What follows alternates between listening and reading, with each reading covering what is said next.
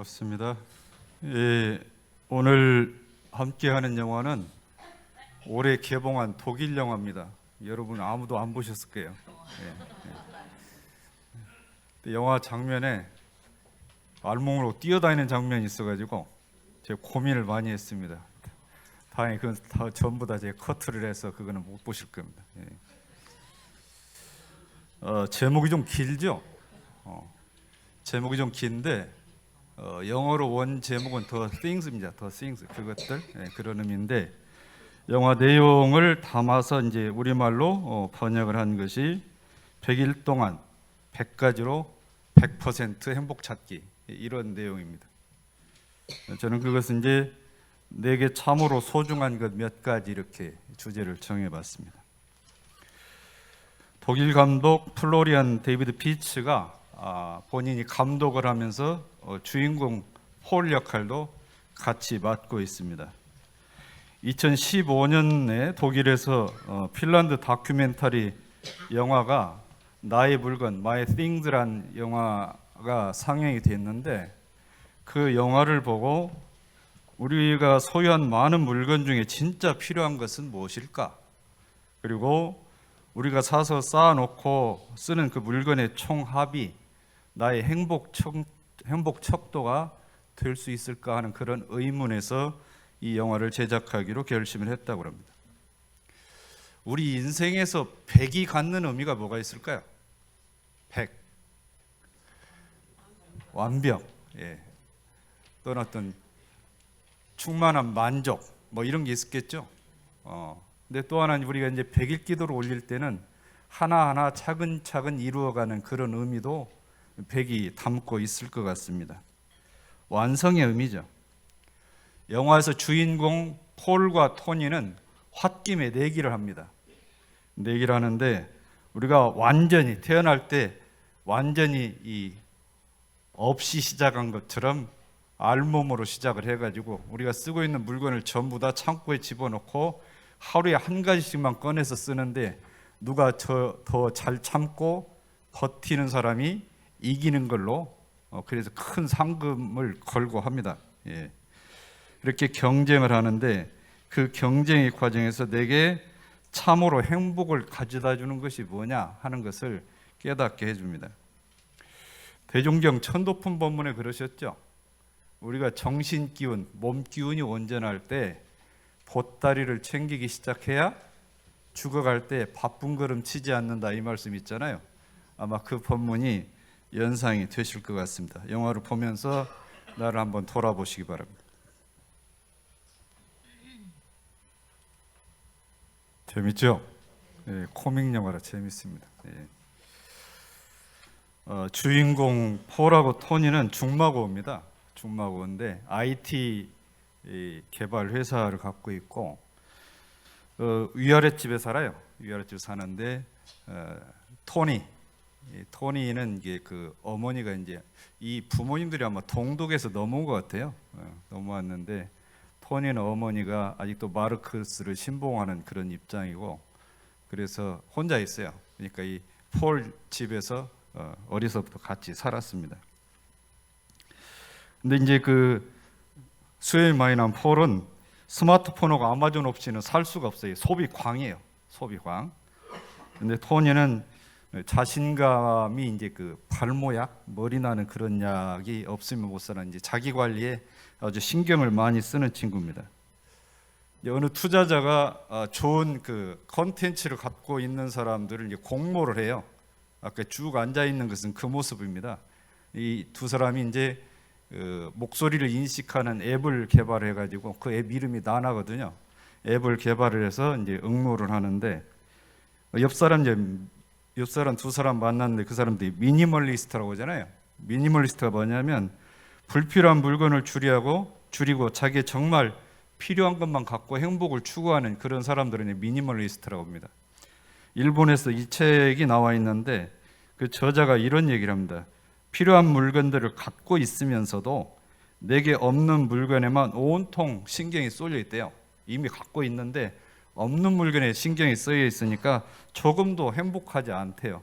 그런데 그 물건들을 버리기 시작하면서 진짜 내게 필요한 것이 뭔가 하는 것을 묻고 생각을 하게 되었고, 또 하나 중요한 건 뭐냐면 다른 사람과 비교하는 그런 습관이 없어졌다는 거예요. 버리기 시작을 하니까 다른 사람과 비교하는 습관이 없어졌다는 거죠. 이 앱이 400만 유로, 우리 돈으로 한 52억 원의 성사가 돼가지고 축하 파티를 하는데, 술을 마시면서 이제 이 토니가 뭐 물건 소비광인 폴에게 이제 빈정돼요. 너는 물건 하나도 없으면 못 산다 빈정을 대니까 이제 화가 치밀은 거예요. 그래서 이제 이 조건을 제시를 합니다. 우리 있는 물건을 전부 다 창고에다 넣어놓고 100일 동안 한 가지만 꺼내가지고 누가 잘 견디는지 봐서 이기는 사람, 지는 사람은 지분 절반을 포기를 해가지고 우리 직원들에게 나눠주자. 그러니까 콜 합니다. 그래서 시작을 하는 거예요. 그래서 처음 이제 알몸은 가려야 되니까 입은 것이, 한 사람 코트를 입고 한 사람은 이제 침낭을 입잖아요. 침낭. 예, 침낭을 입고 이제 시작을 합니다. 이 사람들이 이제 진짜 행복이 뭔지 이제 의문을 갖게 되는데, 이 물질을 소유하고 있는 그 정도와 행복이 정비라는 거냐, 이제 의문을 계속 던지는 거예요. 정비라는 것인지. 그래서 이 사람들의 모습을 보고 어머니, 아버지는 이제 아버지도 역시 이제 마르크스를 신봉을 했는데 서독으로 넘어오면서 이제 관점이 바뀌었어요. 우익정당 지지자가 됐는데, 아들들의 모습이 소비주의에 반대하는 그런 모습으로 인지를 합니다. 근데 이렇게 계속 이제 다투다가 하루는 이제 그 토니가 폴이 핸드폰 없이는 살 수 없다고 하는 거를 이제 지적질을 하면서, 너는 네가 쓰고 있는 물건들에 지금 소유당하고 있다, 버려라, 그 얘기를 해요. 우리 물질의 노예 생활하지 마라, 같은 뜻으로 이해가 되잖아요. 이 핸드폰, 자기가 갖고 있는 물질에 네가 속박이 되고 있으니까 그걸 물건들을 버리라 그러니까 처음에는 수용을 못하다가 그걸 수용을 하게 되는데, 그래서 이제 어느 날 자기가 갖고 있는 게 그 앱 나나하고 대화를 하는 거예요. 나나가 자기가 질문하면 이 나나가 대답을 하거든요. 그래서 왜 우리가 더 사고 싶어 하는 걸까? 그러니까 이제 행복하지 않으니까 더 산다, 그렇게 대답을 하는데, 행복이 뭘까? 그러니까 구글한테 물어본대잖아요. 구글한테. 예. 우리도 요즘 애들이 물어보면 답하기 궁색하면 네이버한테 물어보죠. 편한 도구가 생기는. 그러면 구글에서 답하는 행복이 이게 진짜 행복일까요? 구글이 답은 행복이란 이거다라고 정의를 분명히 답을 이렇게 검색을 해가지고 최적의 답을 줄 텐데, 그것이 진짜 행복일 것인가, 이런 생각을 하게 되잖아요. 이제 할머니 앞에서 걱정을 하니까 할머니가 이제 머리를 베봐라. 근데 37살인데 무릎을 베라고 그럽니까? 근데 저 이 영화 무릎 베는 장면이 2번 나오거든요. 혹시 이번에 시험 본 손자들 시험 끝나고 오면 내 무릎 한번 베고 할 말 있으면 해봐라, 이런 거 괜찮을 것 같아요. 한번 시도를 해보시. 너 37 넘으면 아들한테 무릎 베라고 안 넘을 테니까. 네. 할머니가 그러잖아요. 행복이 뭐냐? 지금 예전에 할머니 전쟁 겪어서 물건이 별로 없어서 56, 60까지만 있어도 살았는데, 지금 총질에 되는 전쟁도 아니고 이런 풍족한 상황인데도 이렇게 행복하지가 않죠. 이제 질문하니까 세상 모든 어려움을 다 겪었던 할머니가 답을 하시기를, 행복은 물과 같은 것이다. 그거를 잡으려면 주먹에 불끈 힘을 줘야 된다, 이렇게 답을 하죠. 저는 이 첫 번째 영화 장면에서 저희 감각 감상은 행복은 어디에서 오는 걸까, 이제 그런 생각을 해봤습니다. 좀 전에 말씀드렸듯이 검색 기능으로 찾아준 그 행복이 진짜 바른 행복이 될까, 이런 생각을 해보는 거죠. 행복은 어디에서 오는 걸까? 대종사께서 말씀을 하셨어요. 세상 만사가 다 뜻대로 만족하기를 구하는 사람은 모래의 집을 짓고 1000만 년 영화를 누리길 원하는 사람과 같다 그랬어요. 10분의 6만 뜻에 맞으면 거기에 만족하고 감사를 느끼고 사는 것이 진짜 행복을 가져다 두는 거다. 혹시 10분의 10이 다 갖췄더라도 그걸 혼자 차지하지 말고 세상과 나눠서 가져라. 세상과 나눠서 가져오면서 그걸 즐기면 재앙이 오는 일이 없을 거다, 이런 말씀을 하셨습니다. 진짜 행복은 대종사께서 10분의 6, 60%만 만족을 하면 그걸 만족을 알면 거기서 행복이 올 거다. 이런 본문을 하셨습니다. 다시 두 번째 보겠습니다. 두 번째는 좀 심각해지죠. 네. 두 사람 게임이 중반부를 지날 즈음에 미국에서 저커버그라는 사업자가 와서 이걸 매입을 하려고 그래요. 아까 좀 전에 400만 유로였는데 이것이 이제 1000만이 더해져 가지고 1400만이 됩니다. 이게 갑자기 커지니까 갈등이 더 생길 거 아니에요. 근데 이제 사전에 그 밀당을 해가지고 이렇게 키운 줄 알았는데 이 사람도 그냥 던져본 거예요. 1400만 부르니까 이 사람 이제 미국인 저커버그가 그래 좋다 이렇게 한 거거든요. 근데 이제 그런 갈등이 생기면서 이 폴은 그걸 돈이 문제가 아니라 사람들이 좀 편하게 하게 하려고 이 앱을 개발했는데 갑자기 돈이 단위가 생각지도 않게 막 천 몇백억 단위로 올라가니까 혼돈이 생기는 거예요. 그 역시 이제 토니는 빈정되는 거예요. 너는 그래서 안 된다. 빈정되니까 지금까지 몇 가지 선택하는 중에 이제 폴은 핸드폰이 없으면 못 사니까 핸드폰을 취했는데 그것마저도 놓고 이제 전체를 거는 거예요. 전체를 걸고 얘기를 하는데 그 과정에 루시라는 여자를 만나거든요. 이 사람은 이제 좀 도벽이 있어요. 정신적으로 좀 이상해서 도벽이 있어가지고 뭘 훔쳐가지고 모든 물건을 세상에 좋은 물건은 창고에 다 쌓아놓고 사는 그런 도벽이 있는데 이 사람들을 만나면서 정신과 치료를 받게 되고 7년간 해왔던 그 생활을 청산을 하려고 그러죠. 자유의지로 그런 과정이 있는데 어느 날 이제 폴하고 대화를 하잖아요. 내 물건이 다 사라지면 뭐가 남을까 걱정을 하는 거예요. 걱정을 하니까 나도 답은 줄 수는 없지만 내가 이 토니하고 이 경쟁을 하기 전에는 한 10,000가지 정도로 있어야 이렇게 생활을 할 수 있었는데 지난주 세보니까 77가지로도 살 수 있더라. 그 얘기를 하면서 이걸 하게 되면 뭔가 좀 자유로운 걸 좀 얻을 거다. 자유로운 마음을 얻을 거다 하고 이제 위로를 하게 됩니다. 근데 어느 날 이 토니가 루시의 창고를 가니 물건이 하나도 없어요. 다 없어지니까 오해를 합니다. 폴이 경찰에 신고를 해가지고 밀고를 해서 이게 다 없어지고 이 범죄에 대한 그걸 대가를 받게 된다라고 오해를 하는데 그래서 둘이 싸우거든요. 싸우면서 이제 그 폴이 그럽니다. 너고 나고 지금까지 절친인 줄 알았는데 오늘 보니까 그저 알고 지내는 사이 정도였구나 하면서 네가 돈 다 가져라 그렇게 하고 이제 떠납니다. 이제 돈 다 가지라고 했으니 돈 다 1,400만 유로를 얻었으니까 이제 의기양양해서 이제 루시한테 찾아가잖아요. 근데 루시가 그게 아니고 본인이 자진해서 했다는 걸 알게 되면서 그러는데 대체 네 빚이 얼마냐 갚아줄게 그러는데 이제 생각이 다르잖아요. 그러면서 하는 말이 내 영혼에 루시가 그러잖아요. 내 영혼에 구멍이 뚫렸다. 구멍이 뚫렸는데 세상에 있는 그 무엇으로도 이걸 메꿀 수가 없다. 어떻게 해야 되냐 이런 얘기를 하잖아요. 두 번째 부분 영화를 보면서 감각감상이 구멍난 영혼은 무엇으로 때우나 영혼에 구멍이 났어요. 그걸 뭐로 때워야 되나 이제 그런 생각이 나다가 백지영의 총 맞은 것처럼 노래가 생각이 나더라고요. 네? 백지영의 총 맞은 것처럼 있잖아요. 저 노래 잘 모르는데 가사말이 뭔가 궁금해서 한번 봤어요. 총 맞은 것처럼 정신이 너무 없어 구멍난 가슴에 추억이 흘러넘치네 가슴을 막아도 손가락 사이로 빠져나가 이런 가사말이 있더라고요. 이 말을 제가 하려고는 아니고 자 영혼에 구멍이 났습니다. 뭘로 메우려는 거예요? 영혼에 구멍이 나면 뭐 때문에 구멍이 나죠? 틈새가 생기는 거잖아요. 틈새가 영혼에 구멍 날 일은 없겠지만 그 마음이 그렇다는 거 아니에요.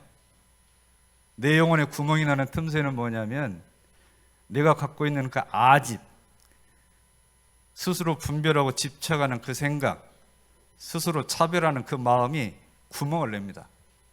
좋은 관계 사이에 구멍을 낸단 말이에요. 그걸 발견해서 놓으면 구멍이 없어지는데 이 구멍이 생기면 눈앞이 어두워져요. 캄캄해져요. 보이는 게 없어요.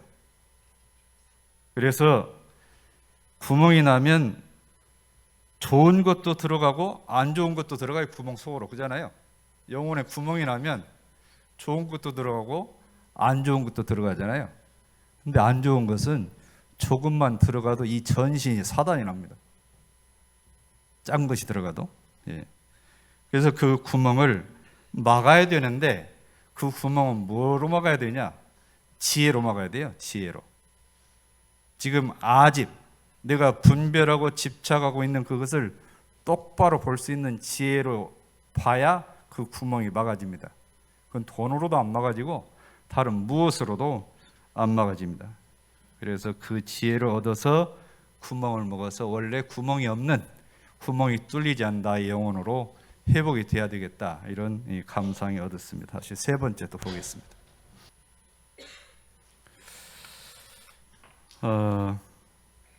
두 사람은 이제 그 폴이 할머니가 돌아가시는 걸 계기로 우정을 되찾게 되거든요. 그러니까 토니가 힘들어하니까 폴의 어머니가 이제 어릴 때 친어머니 같이 키워줬어요. 그러니까 역시 아까 할머니가 했듯이 내 무릎을 베봐라, 그러니까 지금 35살입니다 그러잖아요. 하여튼 누워봐라 해가지고 이제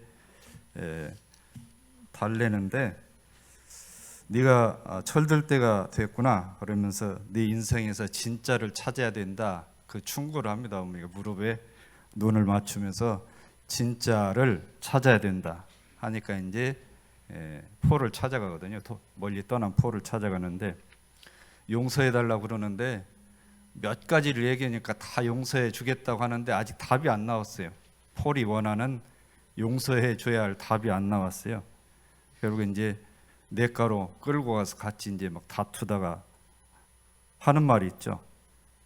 토니가 너를 상처 주고 망치고 싶었다. 너는 모든 걸 갖췄는데 나는 갖춘 게 없어서 항상 너를 이겨야 했다. 그래서 너를 망치고 싶었다. 그러니까 루시라는 그 여자를 이 폴도 좋아했어요. 토니가 다 차지하려고 그러니까 이제 화가 났는데, 근데 이제 이 얘기를 하잖아요. 나는 항상 관심을 받기 위해서 항상 뛰어야 했다. 근데 너는 모든 걸 갖췄다. 그 얘기를 하거든요. 그러면서 이제 토끼하고 고슴도치 얘기 나오잖아요. 이 얘기 아세요? 저도 몰라서 찾아봤어요. 근데 요즘 수능 문제도 나오더라고요. 이게 토끼하고 고슴도치가 있는데요. 둘이 달리기를 하는데 누가 이기겠어요? 토끼가 이길 거 아니에요. 근데 토끼는 혼자예요. 고슴도치는 부부고. 남편 고슴도치가 집에 와서 상의를 하다가 아내 고슴도치한테 내가 뛰기 시작하기 전에 너는 결승점에 가 있으라 그래요. 그럼 이제 토끼가 뛰기 시작하면 토끼가 저만치 가면 남편 고슴도치는 숨어버리는 거예요. 가보면 고슴도치 이미 와 있어. 몇 게임을 해도 그런다면 몇 게임을 해도. 그 왜 그래요? 고슴도치는 둘이야. 토끼는 혼자고. 나는 아무리 애를 써도 너를 이길 수가 없다, 그 얘기예요. 이길 수가 없다. 그처럼 나는 늘 혼자였다. 이 폴도 항상 경쟁에서 토니한테 져요. 이게 상대가 안 되니까, 능력이 다르니까 항상 져서 자기는 자기대로 자격지심이 있었거든요.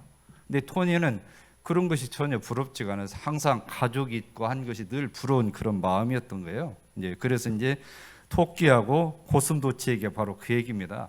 그러니까 어디 멀리 가지 마라. 너하고 나하고는 그 두 짝인 고슴도치와 같은 거니까 내 옆에서 멀리 달아나지 마라. 그 얘기를 하거든요. 그 얘기입니다.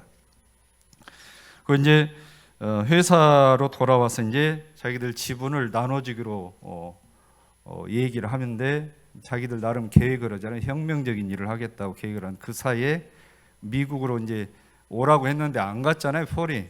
그 사이에 이제 그 저커버그가 그 앱을 도용을 해가지고 7억 명의 앱을 뿌려버리는 거예요. 그래서 이제 이 돈을 찾을 수가 없잖아요. 이미 저쪽에서 선점을 했으니 뭐 특허를 등록을 안 했는지 모르겠지만 선점을 당하니까. 그래서 이제 넉나간 표정으로 끝났네, 부자 되는 경험을 해봤네, 이렇게 얘기를 하잖아요. 그러면서 이제 마지막 부분에 그래도 저게 간 게 아니다. 왜냐하면 이 사람이 개발자이기 때문에 그것의 이 앱의 핵심을 알고 있을 거 아니에요. 이거는 이 자기 목소리, 이 폴만의 목소리를 또 알아듣는 이게 앱이기 때문에 폴이 어떻게 하느냐에 따라서 방향이 완전히 틀어져 버리는 거예요, 이게. 그래서 저걸 했던 그 앱이 어떤 역할을, 어떤 데이터를 수집하는지 자기가 문답을 통해서 알려주면 사람들이 깜짝 놀랄 거다. 그래서 결국에는 그 7억 명들은 이게 그 저커버가 개발해서 한 걸로 알고 있는데 이런 안 좋은 것까지 개발했던 걸 알면 이제 상황이 역전이 되겠죠. 이제 그거를 하겠다라고 얘기를 하면서 마지막에 하는 말이 있습니다. 미래는 여기 있고 우리는 그 한가운데 있다. 하지만 스스로 그거를 깨달아야 된다. 이 말을 이 자기가 메시지로 전하면서 이제 마무리를 짓죠. 저희 3부 영화를 보면서 제 감상은 미래는 여기에 있다 하는 거로 잡아봤습니다. 두 사람이 서로 원수같이 지냈던 두 사람이 다시 원래 좋은 사이로 돌아왔잖아요. 대산종사께서 법문하실 때 심우라는 법문을 했어요. 마음심자 버두자. 시무가 있느냐 하고 대중들한테 자주 물으셨거든요. 시무는 뭐냐면 창자를 이을 수 있는 친구가 벗이 있느냐 그래요. 창자를. 사람은 다른데요. 창자를 이을 수 있는 벗이 있느냐 그래요. 사람은 다른데 창자를 이을 수 있으면 맛있는 걸 먹으면 같이 배부르고 안 좋은 걸 먹으면 같이 아프고 그런 거잖아요. 그런 뜻입니다. 시무가. 결국에는 폴과 토니가 안 좋은 사이로 돌아왔다. 내 옆에서 멀리서 떠나지 마라. 우리는 고슴도치 같은 한 쌍이니까 그런 의미를 전한 것은 다시 심우로 돌아온 거죠. 두 사람이 심우로. 그 미래는 현재의 삶이 반영된 겁니다. 아까 마지막 한 멘트는 뭐냐면 미래는 여기 있다라고 하는 것은 미래는 이 현재를 어떻게 살아가느냐에 따라서 그것이 그대로 투영이 돼서 미래로 나타나는 것이다. 그 얘기거든요. 행복을 저 먼 미래에서 찾을 것이 없다. 이 앞에서 내가 그 행복을 찾아서 그 진짜를 찾으면 진짜 행복은 미래에도 그렇게 담보되는 것이다. 그 얘기입니다. 그 얘기. 그래서 현재의 삶을 충실하게 살면 진짜를 찾게 된다. 그런 의미거든요. 그거를 깨달아야 된다 하는 말이 마지막에 이제 했던 그 멘트입니다.